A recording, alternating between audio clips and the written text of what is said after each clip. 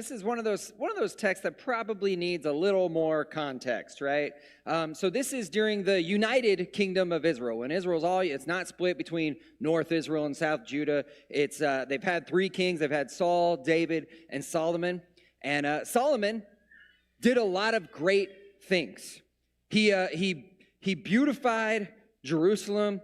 He built the temple. He built a huge, beautiful palace. He really put Israel on the map. He really made Jerusalem a beautiful city, a great place to live. You know, the temple was made with wood from Tyre, from gold from Arabia, and it took over 7 years to build. They spared no expense. They guess by like today's standards, it would have cost at least $3 billion to make this building. $3 billion. That's like the equivalent of like building the One World Trade Center. The big tower in New York, it cost about that much. It was a similar price. So we're talking about like a great feat of construction, a great expense, and kind of a symbol of how successful Israel is. And he also made a palace that actually took longer to build than the temple. So the palace is very spectacular as well. But this required a ton of money, which a lot of that money comes from taxes. And it cost a lot of labor, which a lot of that labor came from forced labor, or in some cases, optional labor. So Solomon's reign could kind of be seen as like the best of times and the worst of times. It was great economically. They were really successful, but at what cost? And so now in our text, we see Solomon's son, Rehoboam, kind of paying the price. And so Rehoboam goes to be crowned the next king of a united Israel. There's this big gathering of people. But his dad's got this old rival, a former conspirator. And he comes up and he speaks on behalf of Israel, the northern tribes. And he says, hey, look, this is Jeroboam. He says, hey, look, Rehoboam. No relation. Rehoboam is Solomon's son. He says, hey, we will serve you. We can keep Israel united. We will play nice. But you have to back off on all the taxes and on all the labor. Your dad took it really hard on us, and we need you to chill out. Which to me actually seems kind of fair. They're saying they want a new covenant. They want a new arrangement. They're saying, like, we'll serve you, but some things are going to have to change. And so really what you have, and you can see it in the picture, it's really a geographical issue. These guys in this uprising, they're not the tribe of Judah. And it's the tribe of Judah that has the kings. It's the tribe of Judah that's in charge. And the capital, it's kind of in a neutral location, but it's still not in their land. They still feel like these guys they're really representing, the king's representing more of the south. The king's representing more of Judah and Benjamin. He's not really here for us. They probably even think some of this labor was unfairly distributed. Maybe the north carried the bulk of the taxes and the labor. So it's really like, imagine if the capital of our federal government today was like in San Francisco, and our president was from San Francisco. We would start kind of feeling like, I don't know if he's got our best interests. I don't know, or she has our best interests. I don't know. Would you be happy about that? You might feel a little worried. You might think, yeah, this guy's definitely got some favoritism to someone else. And that's how Jeroboam feels. He feels like the federal government, it's really a different group of people than us. They aren't looking out for us. Something's got to change if we're going to let this dude be king. So they say, we'll serve you, but you got to lay off. And so Rehoboam, I think he starts out really good. I like what Rehoboam does here. He says, let me think about it. Give me some time. And I think big decisions require some time and some thought. So far, so good. He's got wisdom like his dad. And he wants to go and consult some other people. Also great. He's going to go seek advice. And this is where our whole series, this is where it comes at the old versus young come into play, because he's going to seek the counsel of both old and young. So first he goes to the old people. Where are my old people at? We got any old people out there? Yeah, a couple of you identifying as old. It's funny because it's a relative term, right? And like, there's not a whole lot of people like, yeah, I'm old. Where you at? No, people like today in our culture don't want to be old anymore. It used to be in the Bible times. This was like, it was a place of honor. It was a place of respect. But now our world's kind of different. Everybody wants to be young. Everybody wants to err young. Even in churches, that's kind of the case. And we're going to kind of explore that, this obsession with youth as the series goes on, but it's actually unhealthy. You see, it's actually backward to obsess over youth and to not enjoy the wisdom and the respect that comes with age. But it's really a relative term, right? You know, sometimes I'm old, sometimes I'm young. A couple of weeks ago, we were helping Ashley Simon move out. And they were like, hey, we need some of these young guys in here for this one. And I was like, who, me? You need this? You know, I was the young guy there. I was the guy with the strong back. But let's just say I'm doing anything with my kids. All of a sudden, I'm the old, lamest grandpa there is. So it's really kind of a relative term of what do you mean by old and young? So here in this case, Rehoboam, he's associated with the young guys. Rehoboam is 41. So in this case, I'm an infant. But so the old guys, they were peers of Solomon. They were peers of Rehoboam's dad. So we're talking like, just guessing, maybe they're in their 60s. These are guys who have seen some things. Guys who've had lots of experience. And with that experience, they've learned from their mistakes. They've gained some wisdom. Their memory goes much further back. So they got a lot of good insight that needs to be heard. These are guys that need to be listened to. These are the guys with knowledge and experience that should be handed down to the next generation. And so he goes to these guys and he says, hey, old fellas, you got any advice for me? How should I handle this problem? How should I handle these tribes? These tribes coming up and saying, hey, lighten this load. And the old guys tell Rehoboam, they say, listen up, young blood. Be a servant to them. Be a servant. And they acknowledge that a king is there to serve. A king is there as a servant of the people. The federal government, the centralized government, should serve the people and be there for the people. And it's that kind of thought that really impacted American thought, right? Like power should come from the consent of the governed. You can see how, and American thought was impacted by French thought and all this, but you can see how American thought is impacted, like what's going on right now, some of these ideas. The government's here for the people. Government's here to protect the people. And you can see how the American government pretends that's what they're doing. They pretend they care about the little guy. But there's more, but the attitude of the government now, you're going to see in a minute, it's more like the young guys. But these guys, they have good advice. The leader is there to serve. And a good leader and a king is there to serve the people. And then they kind of go on, they say, speak good words to them. Now, this is where they sound a little bit more like politicians. Sweet talk them a little bit. Tell them what they want to hear. A little political manipulation. Go shake hands, kiss babies. Here's a good one. Say you're there for the middle class. Everybody's the middle class, right? I'm here for the middle class. Everybody's like, oh, that's me. I like this guy. So, yeah, sweet talk them a little bit. That's important. Reading between the lines, though, one thing they are kind of saying is give in. Back off a little bit.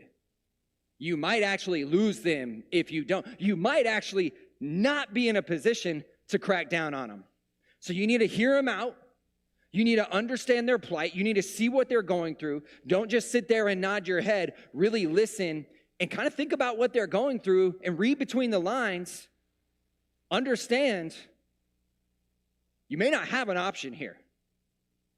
You need to bend some, or there might be a civil war. And to me, seeing this whole situation, I would be, if I was Rehoboam, if I was the guy who has this kind of what could be a rebellion on my hands, I would be scared. But these older guys, these older, wiser guys who've been there, done that, they actually see it as an opportunity. They're saying, hey, you know what? Work with them here. Tell them what they want to hear. Be willing to listen. Show them that you are a reasonable guy. Show them that you can hear their problems and adapt. And they're going to make a new covenant with you, and they're going to serve you. This can work. This is an opportunity. This is an opportunity to actually unite the North and the South a little bit more. So listen. Listening doesn't just mean nodding your head. It means actually empathizing and understanding. And the elders, these elders are saying you need to do that. There's really a theme. If you read this whole passage, there's a theme about listening, about hearing. And if you refuse to listen, not just sit there with your ears open, if you refuse to empathize and really try to understand where someone's coming from, that's where conflict happens. When two parties refuse to listen. And not only does Rehoboam not hear the people, he thinks they're just being babies, right? He's basically going and saying, hey, elders, I got these whiny babies who are crying about working too much. How do I handle it? He's not really hearing and empathizing with how they live. He hadn't actually thought through about what his dad actually did to the people. He's not hearing them. He doesn't hear the elders either. He doesn't listen to them at all. He disregards their advice. He doesn't let it sink in. He doesn't take it to heart. Thanks, but no thanks, old guys. So next, he goes to his boys, the guys that he grew up with, rich kids who grew up around the palace with him. Their parents were probably advisors. Maybe some of these guys are like his cousins, people who benefited from the taxes and labor of others. Privileged people whose memory doesn't go as far back as the old guys. All these guys have known, all his boys have known is comfort built on the backs of others. These elderly guys, they worked hard for what they had. They worked hard for the world they lived in. These younger ones, they're just reaping the benefits of these older guys. They're reaping the benefits of the previous generation. And because of that, they've got a different set of beliefs and values. They've got a different worldview. You've probably seen this quote. I've seen lots of variations of this quote, and it is interesting, and I think it applies here. Hard times create strong men. Strong people create good times. Good times create weak people. Weak people create hard times. And you can almost see that happening here. It's another reason we really do need to listen to the wisdom of the elderly who have been there and done that, who helped to build what we're reaping the benefits of. We need to listen. And so he goes to the young guys, and he actually asks, if you look at the text, he asks the question a little bit differently. He asks the old guys, what do you advise? But to these guys, he says, what should we say? What should we say? He has a pre-commitment to their answer and to their response. He listened to the old guys as a formality. Now he's going to the young guys and saying, all right, what are we really going to do? Let's do this. And this pre-commitment, just a little side note here, I think this is important.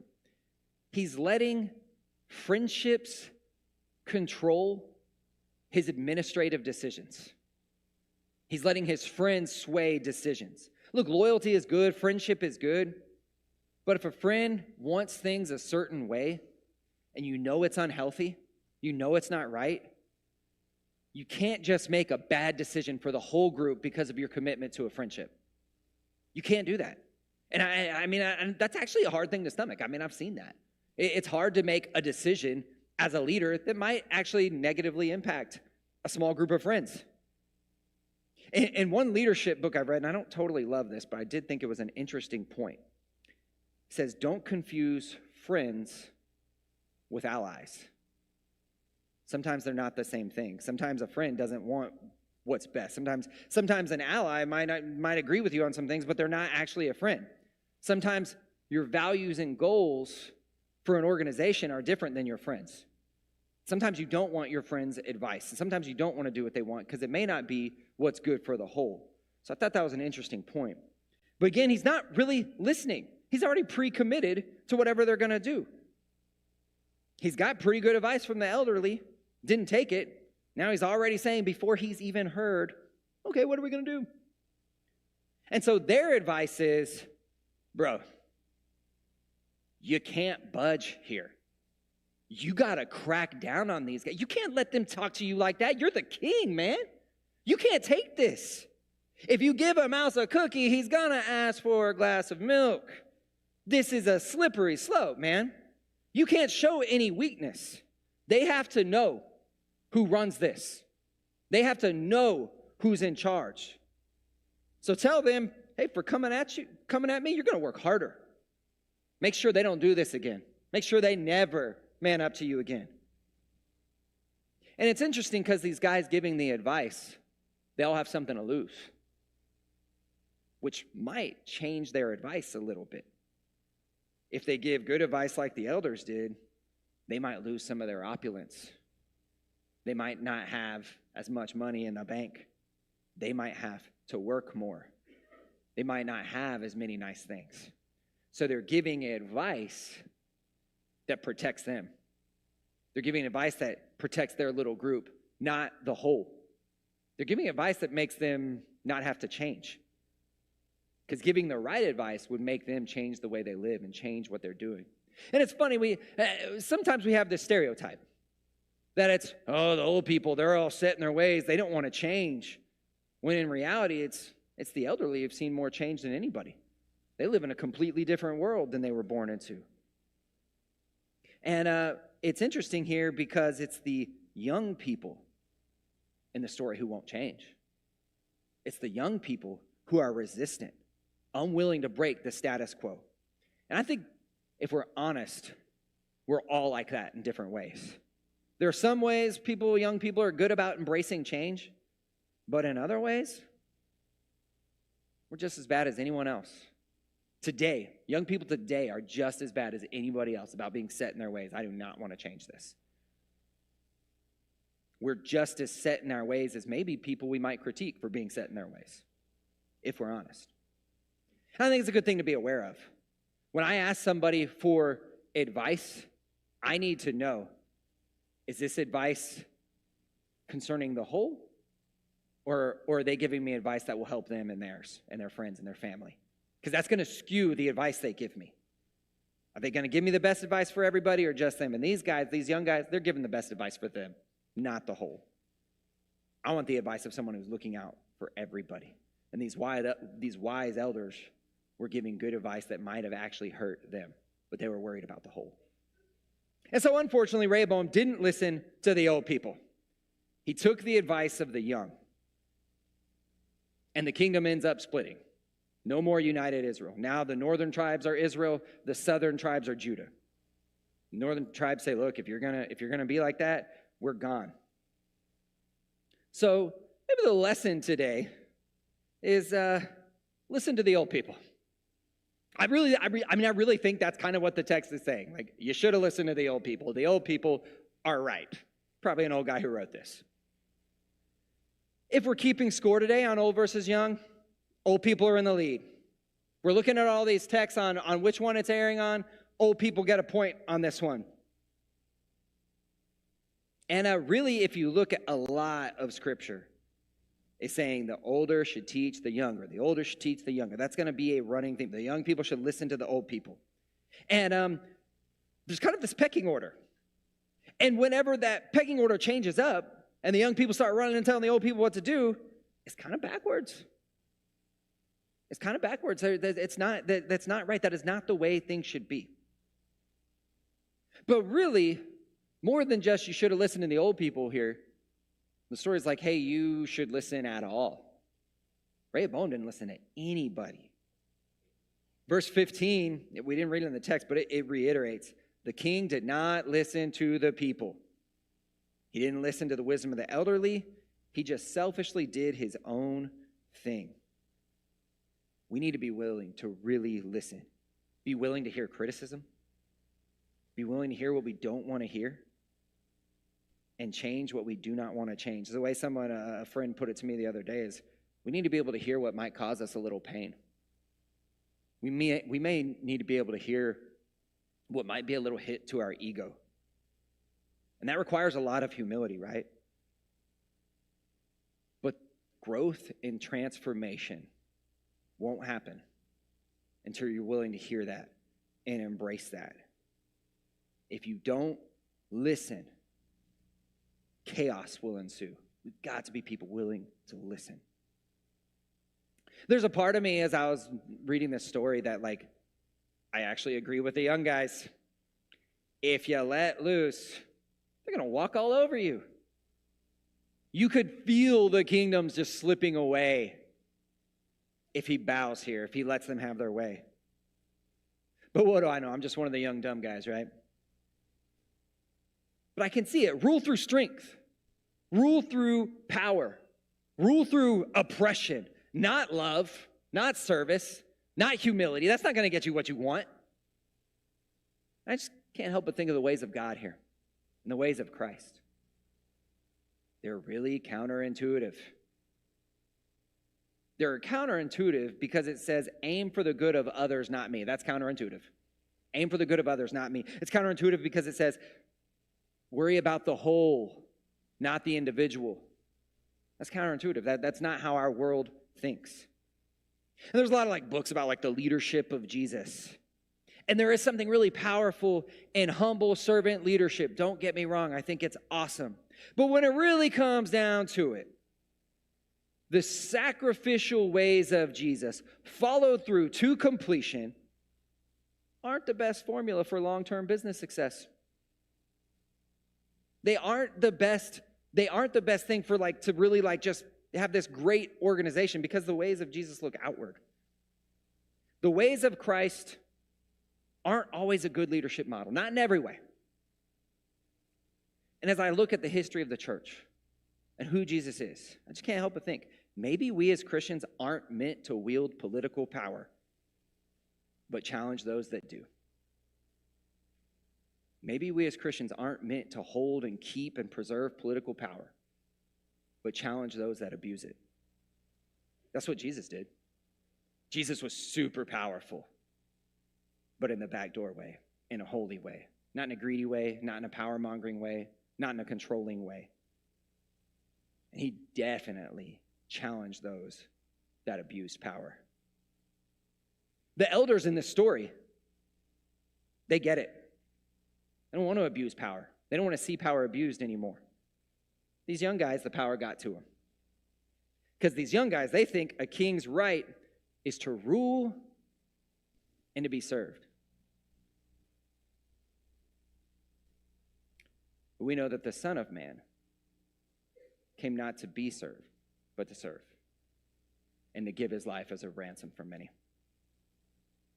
He came to give of himself.